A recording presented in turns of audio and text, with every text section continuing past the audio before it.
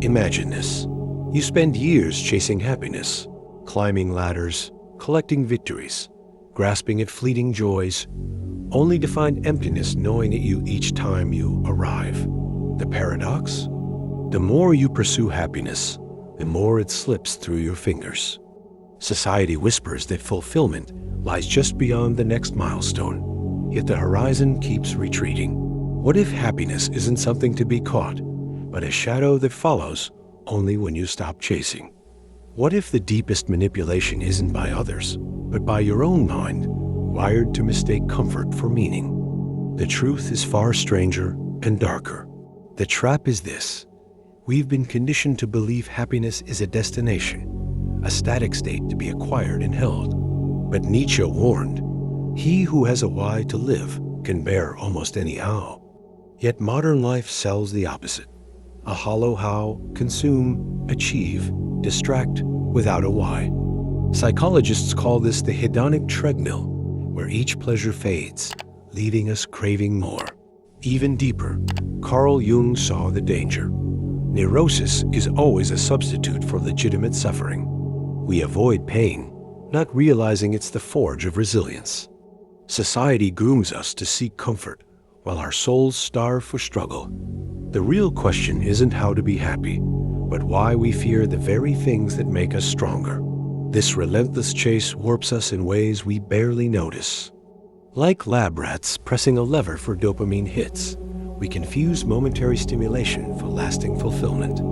Behavioral psychology reveals our negativity bias, the brain's obsession with threats and scarcity, while consumer culture exploits it, selling happiness as a product. But the real cost? Fragility. A life built on avoiding discomfort crumbles at the slightest pressure.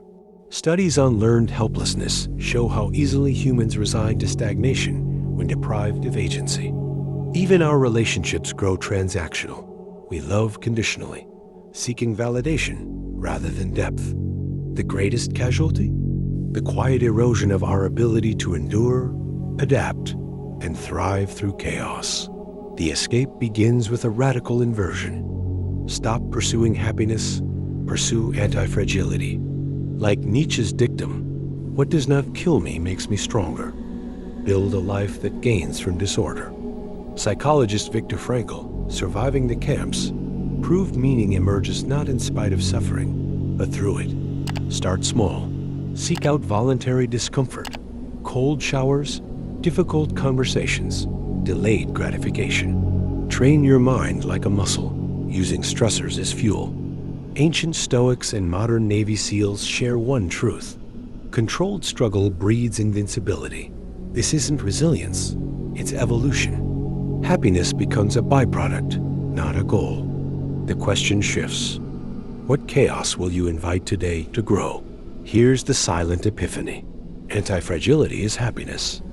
Not the fleeting kind, but the deep, tectonic joy of a soul tested and unbroken. The more you expose yourself to uncertainty, the more you lean into the unknown, the more life rewards you with something beyond happiness, invincible meaning.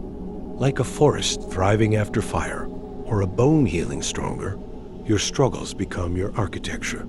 The final rebellion? Realizing you were never meant to find happiness. You were meant to become it, through every fall, every fracture, every fight. Now ask yourself, will you keep chasing the shadow or stand still and let the light catch you?